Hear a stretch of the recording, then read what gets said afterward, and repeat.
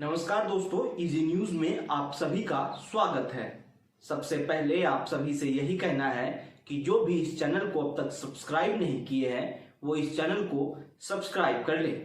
क्या राहुल गांधी आर पार के मूड में आ गए हैं?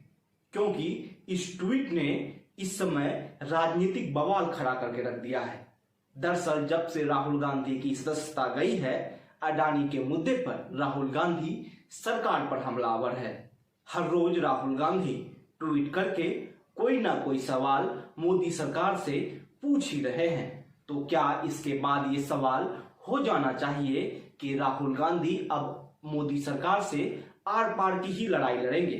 क्योंकि सदस्यता जाने के बाद जब राहुल गांधी ने प्रेस कॉन्फ्रेंस की थी तो उन्होंने कहा था, मैं अगर संसद पर नहीं बोल सकता तो मैं सड़क पर बोलूंगा और ये मेरा अधिकार है।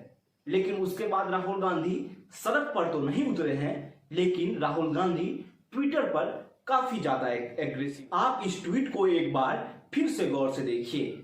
इस ट्वीट में राहुल गांधी ने अडानी के नाम के साथ एक पजल बनाया है। इसमें हेमंत विश्व शर्मा, ज्योतिरादित्य सिंधिया, किरण कुमार रेड्डी और अनिल एंटनी का नाम शामिल है। दरअसल ये सभी वो नेता है जो कभी कांग्रेस के साथ रहे थे और अब इन्होंने बीजेपी का दामन थाम लिया है। मतलब एक तीर से राहुल गांधी दो निशाना साधने की कोशिश कर रहे हैं। एक तो वो अडानी के मुद्दे पर सरकार पर निशाना साध ही रहे हैं, तो उन्होंने साथ ही साथ ये दिखाने की कोशिश की है कि जो इस समय बुरे वक्त में कांग्रेस का साथ छोड़कर चले गए हैं उसको कांग्रेस में वापसी नहीं मिलेगी। लेकिन सवाल ये उठता है, क्या राहुल गांधी अब इसी तरीके से राजनीति करेंगे? क्या राहुल गांधी अब धीरे धीरे ही सही एग्रेसिव पॉलिटिक्स को अपना रहे हैं? क्योंकि अब तक राहुल गांधी इन सभी चीजों से बोलने से बचते थे। अपने गए हुए साथी को लेकर गाहे बगाहे कोई बयान जारी कर देते थे, लेकिन इस तरीके से अडानी के नाम के साथ गए हुए नेताओं का नाम जोड़ना कहीं ना कहीं राहुल गांधी के बदले हुए चरित्र के राजनीति को दिखाता है। वो राजनीति जो अब तक कांग्रेस बीजेपी के सामने नहीं कर पा रही थी। अब सवाल ये उठता है कि कांग्रेस इसके सहारे क्या पाना चाहती है? क्योंकि अडानी के मुद्दे पर जो कांग्रेस कोशिश कर रही थी वो उन्हें अब तक उसमें ज्यादा सफलता नहीं मिली है। क्योंकि कांग्रेस की एक मांग थी कि इस पर जेपीसी की जांच करवाई जाए और सरकार ने इस मांग को अब तक नहीं माना है और सदन का सेशन भी खत्म हो चुका है। अब सवाल उठता है कि कांग्रेस की आगे की रणनीति क्या होगी। हम आगे की बात करें उससे पहले राहुल गांधी के इस ट्वीट के राजनीतिक मायने को समझ लेते हैं। दरअसल राहुल गांधी के इस ट्वीट के बाद राजनीतिक गलियारों में काफी चर्चा हो रही है। हेमंत विश्व शर्मा ने तो इस पर कई तरह के सवाल भी खड़ा कर दिए हैं। हेमंत विश्व शर्मा ने कहा है कि हमने अब तक आपसे बोफोर्स घोटाले के बारे में कोई सवाल नहीं पूछा था।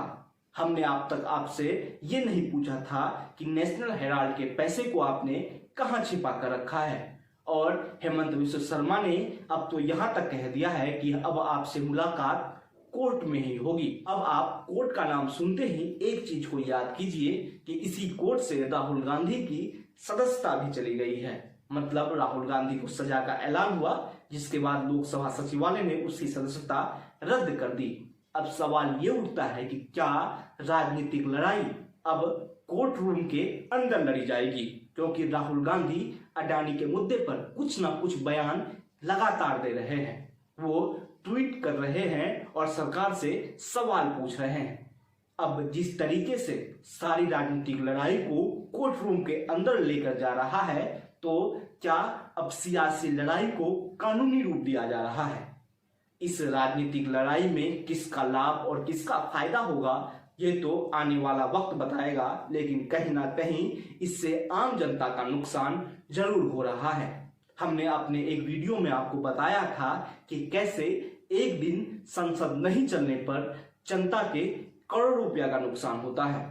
लेकिन हमने देखा कि बजट सेशन के दूसरे सत्र में एक भी दिन संसद नहीं चल पाई और इस पर कितने करोड़ का नुकसान हुआ शायद इसका हिसाब किताब आपके पास भी नहीं होगा।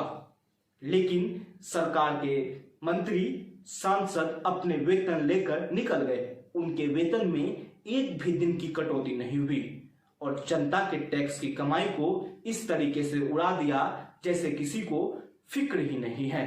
और हम राजनीतिक लड़ाई को अब कोर्ट रूम के अंदर लेकर जा रहे हैं। आप लड़ाई लड़ते रहिए और इसी तरीके से जनता के पैसे को बर्बाद करते रहिए। आपको आपकी लड़ाई मुबारक और जनता को उसके पैसे की बर्बादी मुबारक। आपको ये वीडियो कैसा लगा हमें जरूर बताइएगा। साथ ही साथ इस वीडियो को लाइक और शेयर करना ना भूलें और जाते जाते इस चैनल को सब्सक्राइब कर लें।